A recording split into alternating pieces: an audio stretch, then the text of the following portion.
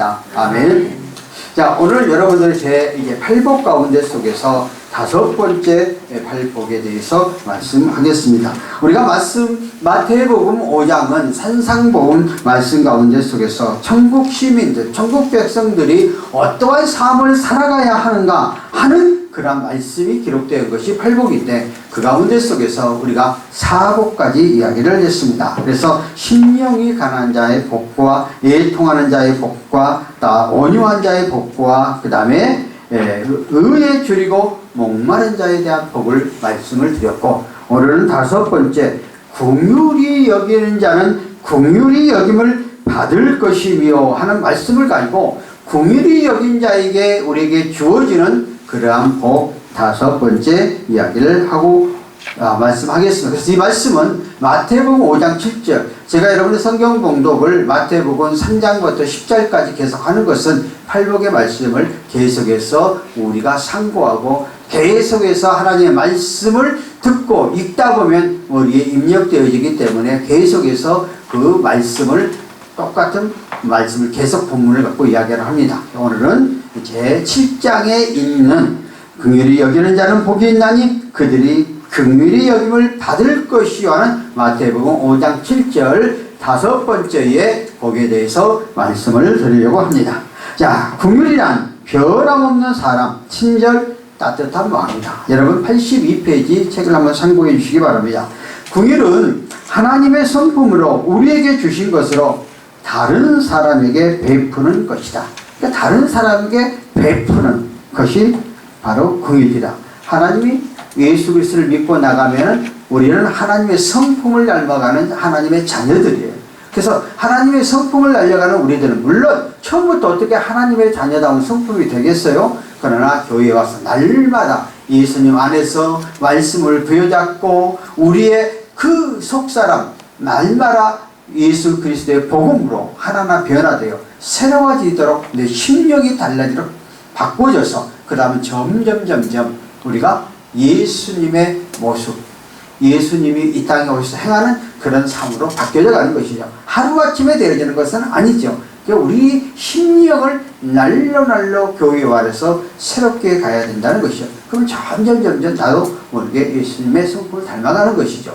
여러분들이 맨 처음에 출발할 때에 대해서는 몰라요. 그런데 나중에 가면은요 엄청난 차이가 나죠. 여러분이 사진을 찍을 때 한번 생각해 보세요. 여러분이 20대, 30대, 40대, 50대, 60대인데도 불구하고 내 마음은 20대 마음이야. 그럼 나는 그 젊은 것처럼 보여. 여러분 사진을 딱 펴놓고요 20대, 30대, 40대 보면은 변화됐다는 걸 알아. 근데 지금의 삶 속에서는 내가 변화된지 몰라요. 나도 이 60대 내 마음은 그 20대 같은 마음을 갖고 있다니까요. 근데 행동이 안 되잖아요. 몸이 안 따라오잖아요.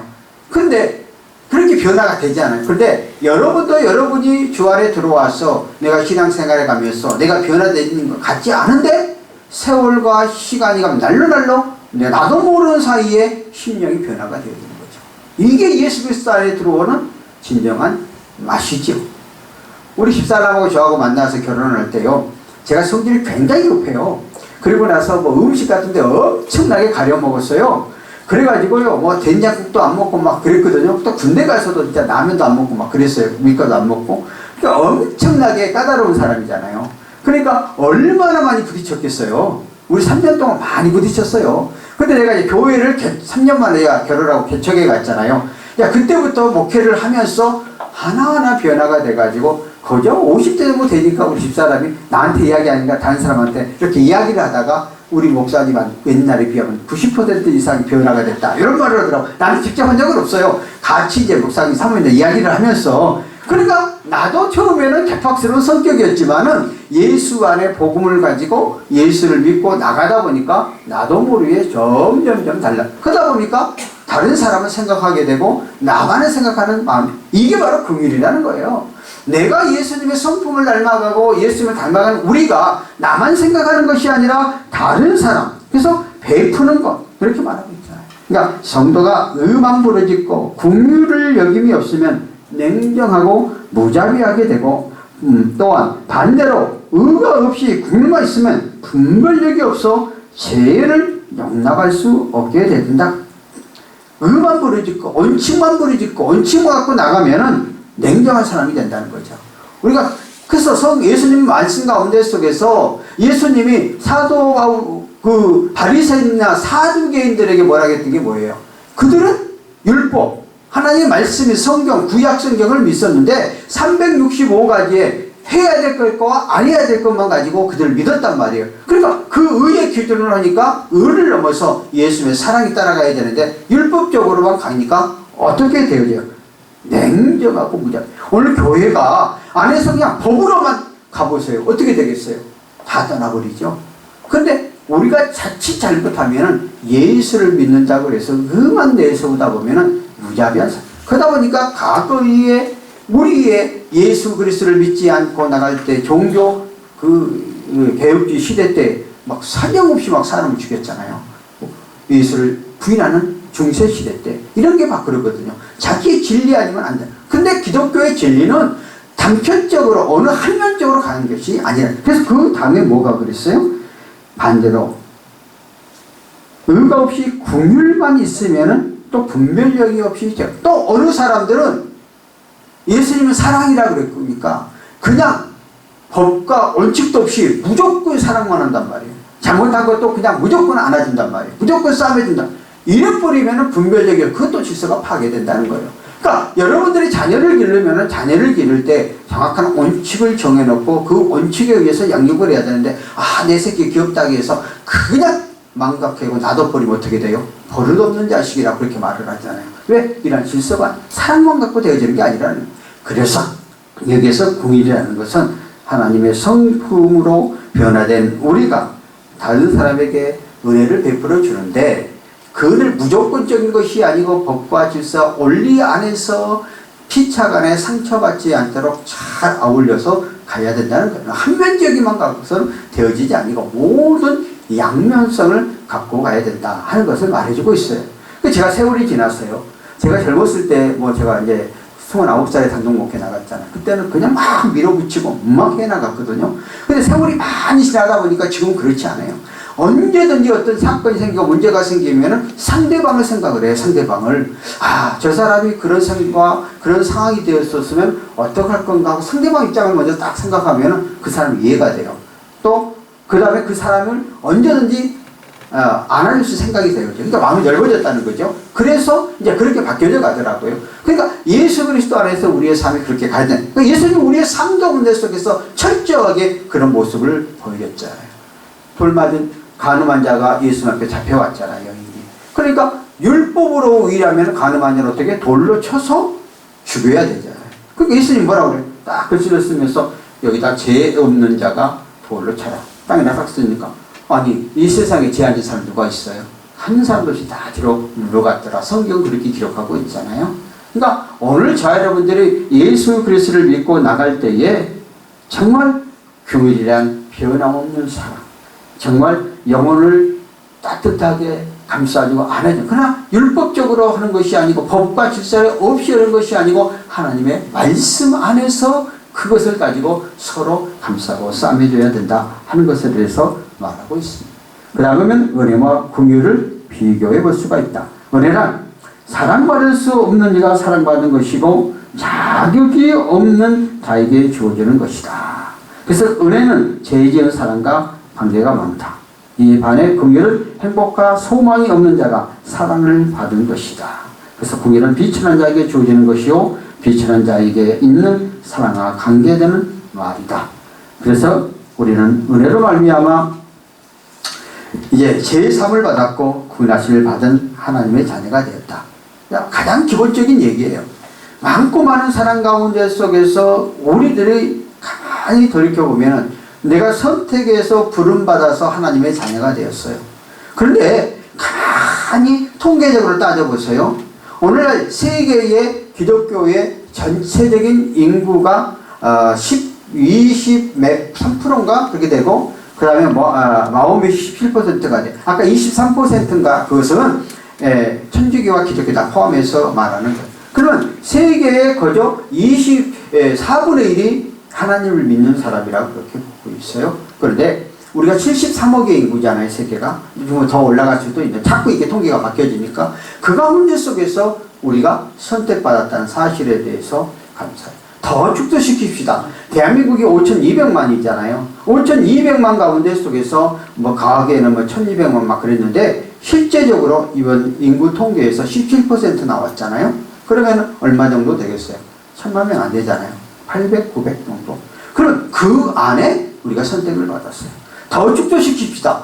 오늘 여러분들이 근무하는 202 경비단 안에 제가 이렇게 현황을 보니까 우리 경찰 공무원들만 488명이더라고요. 뭐 다른 또 일하는 분 있겠죠. 그럼 500명 넘는다는 얘기예요. 그 안에서 여러분 또 특별히 오늘 경찰관들은 9%밖에 보고마가 안 됐대요. 그러니까 가장 지금 보고마율이 적은 분들이 경찰관들이 돼요. 그런데 여러분들은 그 가운데 속에서 특별히 선택을 받아서 이곳에 앉아 있다는 거예요. 그러면 전적으로 하나님의 은혜라는 거예요. 하나님이 특별히 선택받고 지명받은 사람들이에요. 우리들은 이 땅에 살아가서 이 땅의 삶으로만 끝나는 게 아니잖아요. 영원한 내일세, 영원한 하늘나라, 영원한 본향이 있잖아요. 그 가운데 특별히 지급을 받아서 이 땅에서 우리가 삶을 살아가지만은 영원한 하나님의 본향이 우리 앞에 놓여져 있는데 그 가운데 속에서 내가 구원받았다는 거예요. 선택받았다는 거예요. 하나님의 자녀, 하나님의 거룩한 천국 시민권자가 되어 영원한 본향이 존재한다는 거예요. 얼마나 특별한 은혜잖아요. 내가 돈 주고 구원을 산 게 아니잖아요. 거저 하나님 은혜 가운데 속에서 내가 믿게 된 거죠. 내가 믿은 것도 거저 내가 힘으로 내 방법으로 믿은 것 같지만은 나를 전도하고 어떤 상황을 통해서 이곳으로 인도한 것도 하나님의 전적으로 나를 사랑한 하나님의 전적인 은혜를 통해서 되어졌어요. 그러므로 가장 중요한 것은 내가 그 많고 많은 사람 가운데 죄악 가운데 죽을 수밖에 없는 우리였는데 나를 선택에 부르셔서 하나님 은혜 안에 들어와서 하나님의 자녀 거룩한 백성이 되어졌다는 것들에 대한 자부심과 긍지를 먼저 갖고 가라는 거예요. 그러면 남을 불쌍해, 남을 배려하는, 남을 생각하는 그런 마음이 우리 속에 나온다는 겁니다. 여러분들요, 사회복지학과가 되면 굉장히 많이 있잖아요. 근데 사회복지학과에 가는 학생들이나 교수들이 70% 이상이 누구?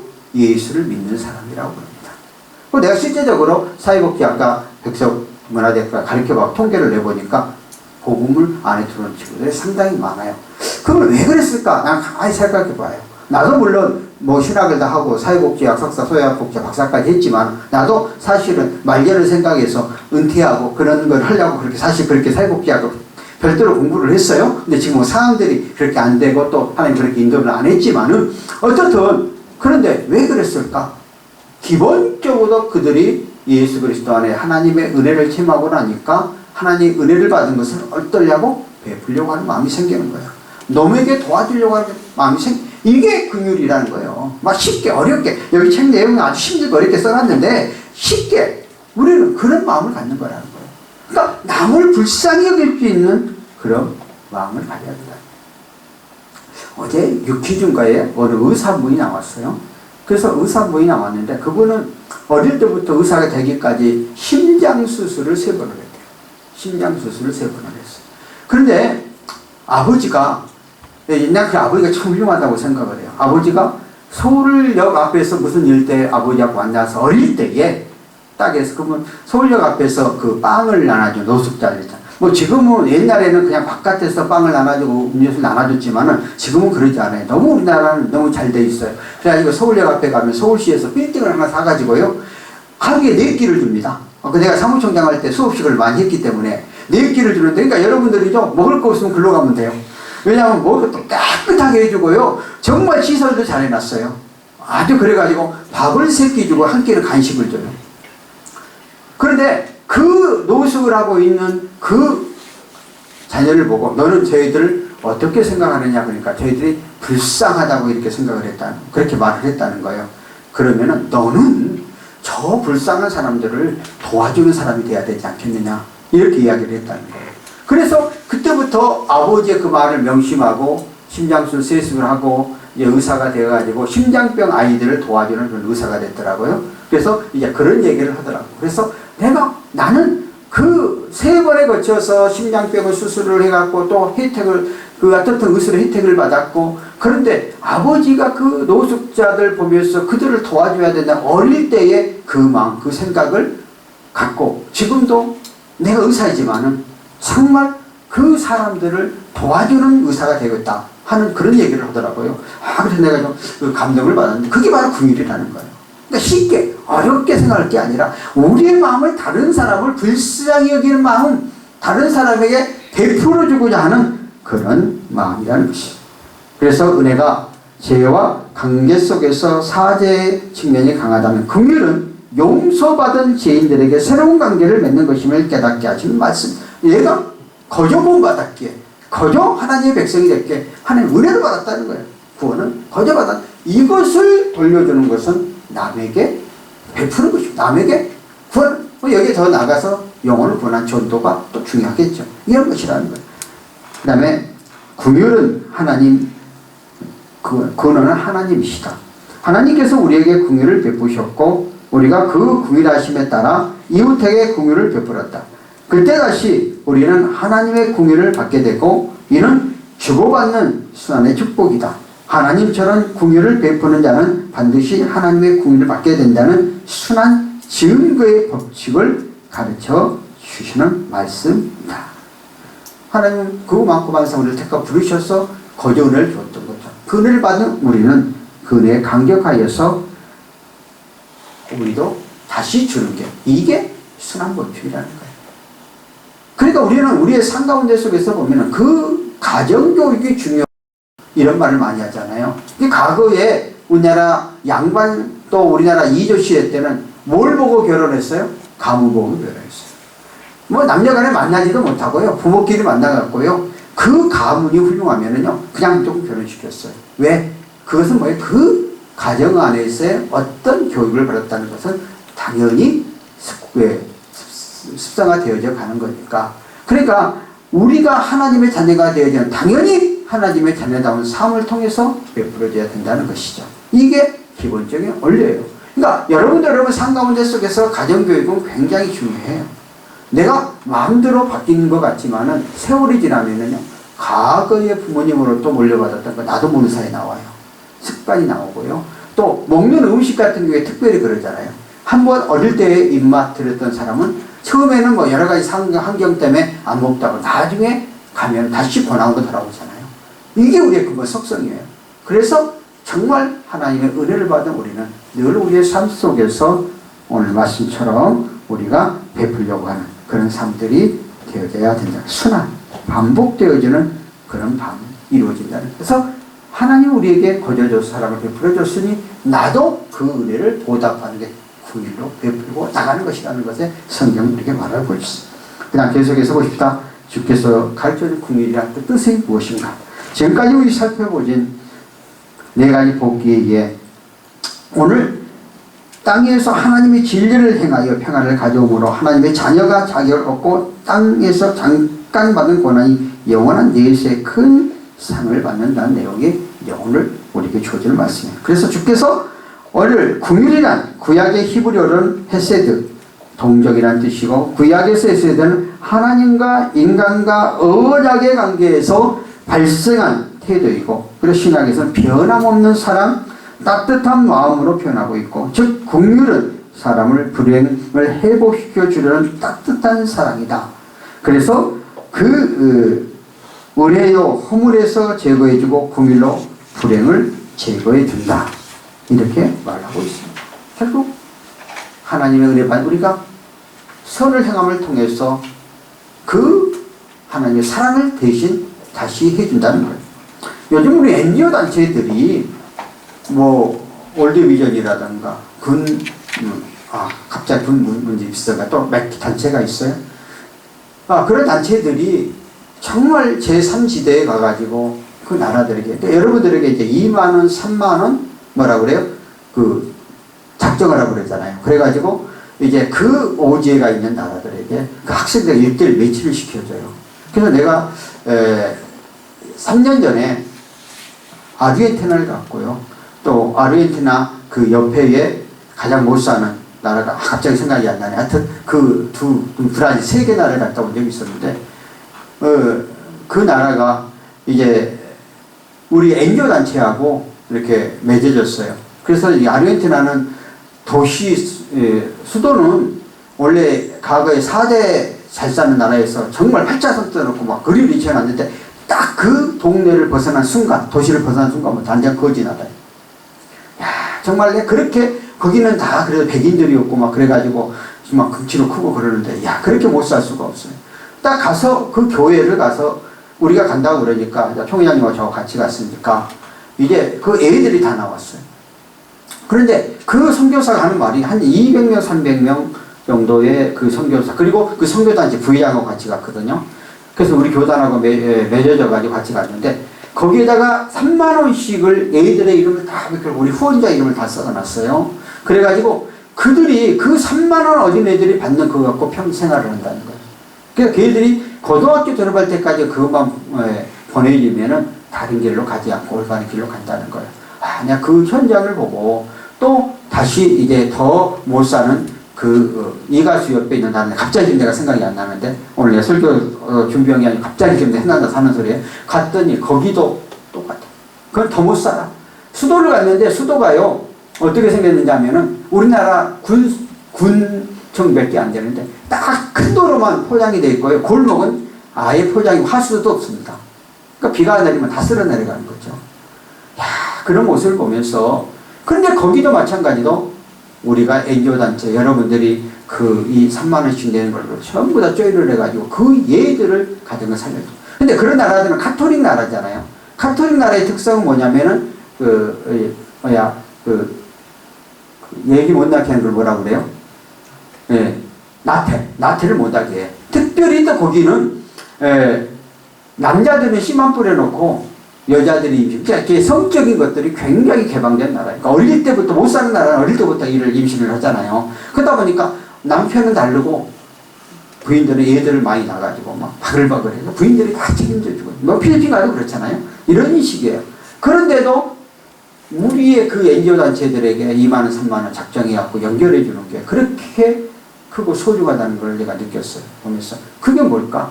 우리가 초창기에 이 나라가 애국의 선교사들이 오가지고 우리에게 학교를 세우고 병원을 세우고 시작을 했잖아요. 우리가 은혜를 받았잖아요. 그러니까 우리도 그래 더불어서 해줘야 된다고 저는 생각을 합니다. 저도 물론 3만 원은 한 대 지금 작정해서 계속 내가 통장에서 3만 원씩 나가고 있어요. 많이는 못하지만 이러한 것들이 바로 그런 마음 자세, 생각 자체가 많은 사람들이 이렇게 말을 해요. 선을 향하고 군을 베풀라고 그렇게 하면 내가 돈을 많이 벌어야지. 내가 먹고 살기도 힘든데 이렇게 말을 하거든요. 그런데요. 우리가 남을 생각하는 마음은요. 어릴 때부터 처음부터 이루어져야지 내가 돈을 갖는다고 되어 있는 게 아니에요. 출발할 때부터 조그만 것이라도 베풀 줄 아는 마음이 생겼을 때 커도 베푸는 것이지 우리가 생각할 때 내가 돈이 많아지면 할 것 같죠. 돈이 많아지면 더 욕심이 생기는 게 인간의 마음이에요. 그래서 처음부터 우리는 거저 은혜를 받았으니까 궁유를 베풀려고 하는 그런 마음들을 우리가 갖게 된다는 것입니다.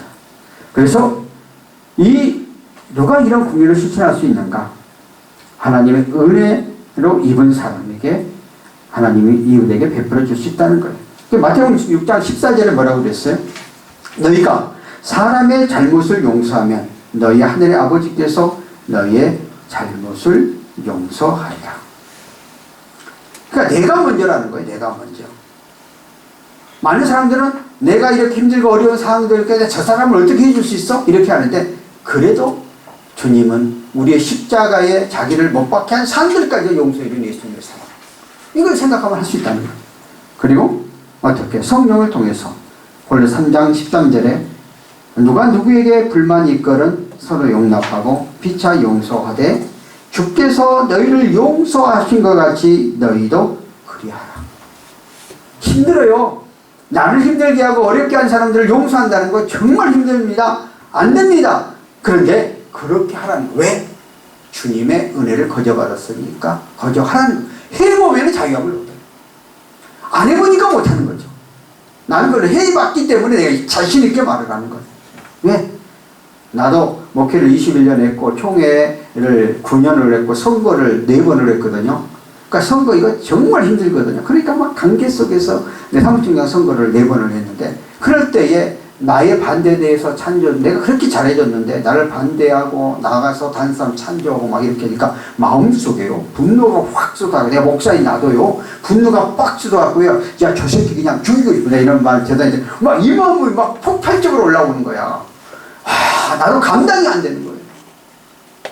그런데 이제 어느 분을 만나가지고 또 그래서 안 했으면 뭐한데 그 애가 또 나하고 어디 딱 저기 석상에서 마주쳤어요. 그러니까 내가 그냥 큰 소리로 야 다 용서해, 너는 용서 못해, 내가 막 그랬거든요. 그것도 내가 이제 나는 급하니까 막 그렇게 했어요. 내가 해놓고 나서 굉장히 후회를 했어요. 근데 어느 어르신이 갔는데 나한테 불러놓고 이런 말을 하더라고. 야, 용서하지 못하는 것을 용서하는 것이 예수님의 사랑이다. 용서하지 못하는 용서하는 게 예수님의 사랑이래. 그래서 내가 가만히 생각을 했어요. 그래, 내가 목사인데, 내가 이때까지 이렇게 달려왔는데 내가 이래가지고 무슨 목사의 자격이 있는가, 이런 생각을 했어요. 그러고 나서 내가 그 친구를 불렀어요. 그 목사님이에요. 그리고 내가 바깥에서 만났을 때 그 목사님 나한테 다가온 거 내가 야 오지마, 내가 쳐버렸거든. 그래놓고 내가 다시 불렀어. 그래놓고 야 너 그렇게 이렇게 했던 이야기를 하면서 그거 어떻게 잘못했다. 그래서 내가 잘못했다 하려고 그 다가왔는데 목사님 못 오겠잖아. 야 그럼 네가 나 찾아왔어야지. 그래, 다 용서하자, 다 없는 걸로 하자고 내가 다 기도하고. 그러고 나니까 마음이 얼마나 편한지 모르겠어. 그러고 나니까 지금의 생각에서 지금은 그냥 웬만한 거 다 그냥 안고 가려고 하는 그런 생각하고 바로 이렇게 하라는 거예요. 가장 힘든 게 뭐예요? 너를 용서할 수 없는 용서는 왜? 주님이 용서했으니. 내가 주님을 믿는 사람이잖아. 주님을 닮아가는 사람이잖아. 사람의 힘으로 할 수가 없어요. 그런데 주님이 했으니 나도 하라는 거예요. 정말 힘들어요. 부부지간에 자존심 내놓고 하기 쉽지 않잖아요. 형제지간에 쉽지 않잖아요. 가족 안에 쉽지 않잖아요. 내가 먼저 죽어지면 가족을 구원시킵니다. 남편과 아내를 구원시킵니다. 근데 그 자존심 내놓을 게 자존심 아무것도 아닌데, 주님 앞에 나는 아무것도 아닌데 그거 하기가 어렵거든. 근데 그렇게 하라는 거예요. 그러면 자동적으로 구원이 된다는 거예요.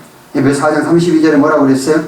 너로 서로 친절하게 하여 불쌍히 여기며 서로 용서하기를 하나님 그리스도 안에서 너희를 용서하심과 같이 하라. 하나님의 긍휼을 입은 사람, 하나님의 긍휼을 안 사람들은 이웃에게 바로 이렇게 사랑의 은혜를 베풀 줄 아는 마음이 생긴다는 거예요. 이것이 하나님에 대한 기본적인 애이고 기초적인 성도의 의무라는 거예요. 여러분들이 힘들고 어렵지만 이러한 마음, 이러한 생각을 가지고 하나하나 해나가면 나도 모르는 사이에 주는 기쁨이라는 게, 베푸는 기쁨이라는 게 있거든요. 이게 내 속에 간직되어지면 하나님은 더 크고 더 위대한 것들을 주고 계셨다는 것입니다. 근데 내가 남에게 용서받지 못하고 또 남에게 베풀지 않았기 때문에 그 심정을 모르죠. 오늘 누가복음 18장 11절에 이런 말씀이 나와요. 바리새인들이 서서 따로 기도하여 이르되 하나님이여, 나는 다른 사람과 곧 토색 불이 간음하는 자들과 같지 아니하고 이 세대와도 같지 아니함으로 감사하리라. 이 말은 뭐예요? 바리새인들이 기도할 때에 서서 자기들은 율법의 정도, 율법을 지키고 의로운 사람이다 그렇게 하고 토색 불이 간음 흠은 놓지 않고 세리 같은 창녀 같은 그런 일 안 했으니까 자기는 의인이라고 이렇게 생각을 하고 말을 하니까 주님으로부터 엄청나게 책망을 받고, 또 주님이 성전에 들어가면서 성전의 것을 장사를 다 엎으면서 그 너희들이 도둑이라고 강력하게 이야기하잖아요. 그 얘기는 뭐예요? 우리들의 인간 속에 다 죄를 갖고 있는데 감춰놓는 거죠. 안 내놓는 거죠. 그렇게 하지 말라는 거예요. 하나님의 은혜 안에 들어왔으니까 가감히 던져버리라는 거죠. 그래서 긍휼은 불쌍한 사람들을 돌봐주는 것인데, 바로 잠언서 21장 13절 길을 막고 가난한 자가 부르짖는 소리를 듣지 아니하면 자기가 부르짖을 때가 들을 때가 없으니라. 그리고 누가복음 6장 36절에 보면 너희 아버지의 자비로우심 같이 너희도 자비로운 자가 되라 하고 말하고 있습니다. 앞에 쭉 설명했던 것처럼 정말 불쌍히 여기고 남을 베풀어주는 그런 우리가 되었으면 좋겠다 하는 것을 볼 수가 있습니다. 그리고 또 편견으로 사랑하지 말고 또 긍휼을 복음으로 이웃과 함께하는, 그래서 육신적으로 도와주지만 영적으로 구원받지 못한, 하나님을 알지 못하고 예수 그리스도를 알지 못하는 그런 사람들에게 우리들이, 먼저 믿는 우리들이 예수 사랑 안에서 영과 육적인 그런 부분들을 우리 주 앞으로 인도하여 그 영혼이 먼저 살면 육도 잘 되거든요. 이러한 일들을 행해 나가는 거예요. 근데 85페이지에 보면은 셰익스피어의 베니스의 상인 가운데 속에서 유명한 이야기가 나와 있어요. 궁율의 특징은 강요하지 않는 데서 있다. 궁율은 보슬빌처럼 하늘에서 내려온다. 저 아래 땅 위에 궁율을 이중적인 복음을 내린다. 궁율은 베푸는 자를 축복할 뿐 아니라 받는 자는 또한 축복한다. 궁율은 가장 강력한 힘을 지니고 있다. 이것은 왕이 쓰는 왕관이 아니라 왕자의 앉는 왕 그 자체다. 오늘 셰익스피어가 궁율에 대한 특징을 잘 묘사하고 있는 것을 볼 수가 있습니다. 그래서 궁율은 간대하고 인자하고 풍부한 것이고, 이 궁율에 대한 우리 부부들을 우리가 잘 살펴보면서 제가 아까 세 가지 그런 이야기를 했던 것을 잘 바라보고 나아가는 우리가 되어주고, 마지막으로 사도행전 20장 34절과 35절의 한 말씀을 보겠습니다. 여러분 아는 바와 같이 이 손으로 나와 내 동행들이 쓰는 것에 흉당 87페이지에 있어요. 범사에 여러분께 모범을 보여준 바와 같이 수고하고 약한 사람들을 돕고, 또 주 예수께서 친히 말씀하신 바 주는 것이 받는 것보다 복이 있다 하심을 기억하여야 할지니라. 주는 것이 받는 것보다, 우리는 받는 것에 익숙하지 마시고 주는 자가 되는 여러분 되시기 바랍니다. 그러면 하나님께서 우리의 삶 가운데 차고 넘치도록 채워주는 거거든요. 저로 오늘까지 축복받는 비결은 주는 비결이에요. 지금도 내 차에 가면요 음료수 실려 있어요. 근데 언제 가나 빈손 안 갖고 갑니다. 왜? 그냥 삶 속에 배경이 있는 거예요. 근데 그 음료수 사봤자 얼마 안 들어가요. 근데 그러한 것들이 이루어지지 않는 그런 모습들을 보면서 안타깝게 생각하니까, 그러면 나중에 더 많은 것들 들어와요. 우리 저 집사람 교회 있지만은 우리는 정말 그러니까 수없이 우리 삶 가운데 속에서 생활하기에 어려움이 없도록 세워주신 하나님, 오히려 나도 처음부터 이렇게 한 건 아니에요. 이렇게 하나님 은혜 안에서 체험하게 되어지니까 하나님이 자동적으로 그러한 것들을 부여주시더라고요. 그러므로 우리는 궁율, 굉장히 소중한, 아무리 이론적으로 안다게 되어지는 게 아니에요. 우리의 삶 가운데 속에서 실천하는 삶이 되어졌을 때 가능하다는 것이죠. 그래서 저와 여러분들이 우리 삶 가운데 속에서 그러한 삶을 살아가기를 바라고, 우리의 삶 속에서 그런 넘치기를 바라요. 그러니까 이게 그릇이 되어야 돼. 한 가지 이야기만 하고 마칠게요. 제가 이제 우리 사무실에 가면은요, 음료수가 가득가득 들어있어요. 여러 가지도. 그래서 골라서 먹으라고. 그래서 내가 이제 직원들에게 야, 좀 사서 와라 그러면, 직원들은 뭐 얼마 안 된데도 불구하고 꼭 조그만 거밖에 안 갖고 와. 그래서 내가 이번에도 가서 그냥 30만원치 음료수가 다 채워놨어요. 이빠져. 왜? 그냥 아무나 서 꺼내 먹으라고. 근데 그 아무것도 아닌데 그거 하나 때문에 그 영혼을 구원해. 조그만 거 하나 때문에. 그래서 우리는 무조건 여러분 주변 가운데 속에서 내가 먼저 주는 자가 되는 그런 삶들이 되어져서 나가 우리가 됐으면 좋겠고, 그래서 정말 하나님의 궁의를 우리 삶 가운데 적용하는 저와 여러분 되기를 바랍니다. 하나님 아버지 하나님 감사합니다. 오늘도 우리의 말씀을 통해서 하나님 궁의에 대한 말씀